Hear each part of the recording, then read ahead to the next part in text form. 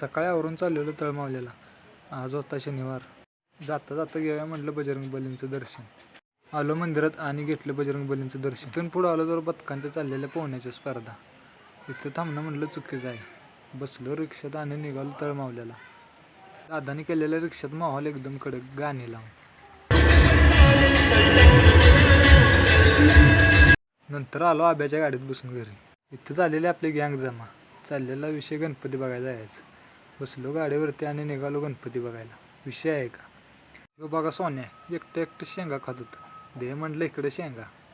तिथनं पुढं आलं बघा, गणपती बघितलं, ठरवलं. तुम्ही म्हणसाल आता ही गाडी बसून केळं कामून खाते ते. रोहित्याचा होता उपवास. गाडीवरच बुकना पाडला केळांचा. तिथनं पुढं आलो डेबोडत बघा वडापाव खायला. रोहित्याचा होता उपवास. त्याला वाईट चिडवलं. वडापावचा बघा बुकना पाडून निघालो घराकडे. विषय आहे का. तर गेली बघा आरती.